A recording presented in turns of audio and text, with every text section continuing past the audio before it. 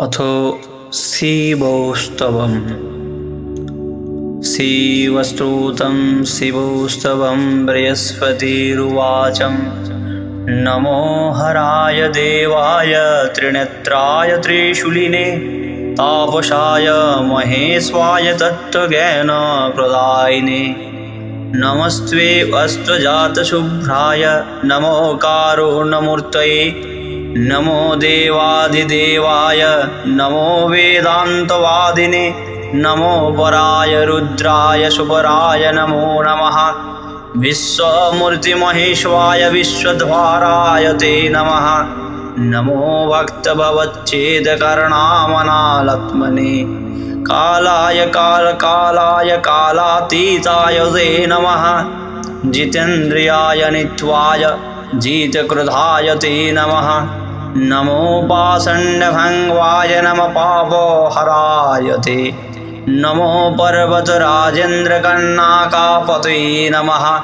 योगानन्दाय योगीनास्पतये नमः। मूलाधारप्रविष्टाय मूलदीपाय ते नमः।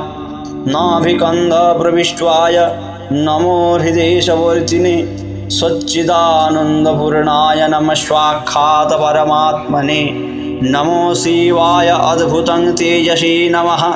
नमो शिवाय अद्भुतं विक्रमाय ते नमः। नमः शिवाय अखिलकाय ते नमः। शिवाय अद्भुतहेतवे नमः। सूत उवाच। जयितं पठते नित्यं स्तोत्रं भक्तं ससंयतः तस्वमुक्तिकरस्तात् सशङ्करप्रियकारणात्। विद्यार्थी लभते विद्यां विवाहार्थी गृहे भवेत्। वैराग्यकामो लभते वैराग्यं भवतारकम्। तस्मादीनिह्यमिदं श्रीवस्त्रोतं समाहितं पठन्तो भवनाशात्तमिदं हि भवनाशनम्। इति श्रीसूतसंहिताय ज्ञानयोगखण्डे द्वितीयोऽध्याये श्रीपरं शिवस्तोत्रम्। ॐ तत्सत् ॐ तत्सत्। अतो शिवकवचं देववाचं। देवदेव महादेवं विरूपाक्षं त्रिलोचनं कृपया कथतं देवं पार्थिवस्य महाप्रभो। कवचं दुर्लभं तस्य श्रुतमीक्ष्वाभि सम्प्रतं। ईश्वरोवाच। देवेशि श्रेणुचरवाङ्गी जगदात्री मनोरमे। कवचं तस्य गिरिजे त्रिषु लोकेषु कोविदं शुभम्। अप्रकाश्यं परं गुच्छं साधका अभीष्टदायकम्। अस्रसि पार्थिव शिवकवचस्य उन्मत्तभैरव ऋषि अणष्टछन्दसेव देवता। पार्थिवो शिवकवचपाठे विनियोगः। ओङ्कारमस्तकं पातु नकारस्तशिखन्तरं।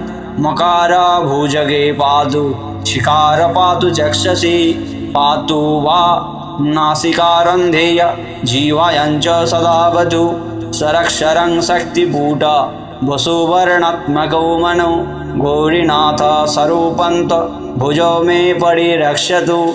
त्रिजसादि उदीर्पति भौमो पातालपरीक्षतु। ऊर्ध्व अध ऊर्धा नमिषाणः मम रक्षतु सर्वदा। तत्पुरुष मे स्तनौ पातु सर्वाङ्गे केशवप्रिया। इत्यं रक्षाकरं देवी कवचं देवदुर्लभं। त्रिछन्दं च पठेन्नित्यं कवचं साधकोत्तमं। सर्वान् उत्तार्थं विद्रा च धनवान् पुत्रवान् भवेत्। पूजाकाले पठेद्यस्त कवचं चैक एकभावदम्। राजद्वारे श्मशाने वा बृहस्पति समो भवेत्। कण्ठे च धारयेत् कवचं मत्स्वरूपकं। युद्धे विजयमाप्नोति साधकेन अत्र संशयम्। कवचं शिरसि यस्त्व धारयेत् यत्नमानसं। करस्थातस्य देवेशि अनिमाद्य अष्टसिद्धये। भुर्जपत्रं तिमं विद्यां शुक्लपट्टेन वेष्टितं। रजतोदरसंगणिता कृतापि धारयेद्बुधं। सम्प्राप्तं महति विद्या मन्ते मत्स्वानकं व्रजेत्। यस्मै यस्मन्दातव्यम् अप्रकाश्यं कदाचनं। शिष्याय भक्तयुक्ताय साधकाय प्रकाशयेत्। मनत्वा सिद्धिहानि सात् स्वयमेव मनोरमे इदं कवचं गतवाच जजत्पार्थिवं शिवं पूजेन कोटिलिङ्गानां क्रियासिद्धिर्न जायते स्नेहार्थं क्वथितं देवी कवचं सर्वकामदं न देयं कस्यादिभद्रे यदिच्छेन आत्मनं हितं कामोऽसस्त्वयने यत्रं पूजयेत् पार्थिवं शिवं तत्रैव पठेद्देवी फलार्थी फलवान् भवेत् इत्तरोत्तरतन्त्रे हरपार्वती संवादे श्रीपार्थिवो शिवकवचं समाप्तम्। ॐ तत्सत् ॐ तत्सत्। अतो पुराणक्षमाप्रार्थनम्। ॐ यदक्षरं परिभ्रष्टं मात्राहीनं च यद् भवेत् पूर्णं भवतु तत्सर्वं तत्प्रसादनं महेश्वर तत।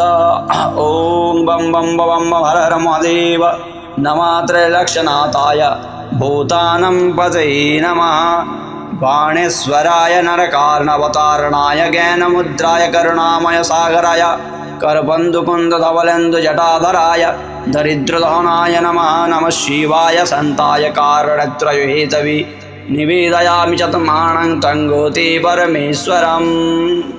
आवाहनं न जानामि नैव जानामि पूजनं विसर्जनं न जानामि कमस्व परमेश्वरं कमस्व देवदेवेश महादेव जगद्गुरु तव पादं भुजे नित्यम् अचला भक्तिरस्तु मे वैशाणम्। ॐ नमः शिवाय हर हर महादेव शिव शम्भो।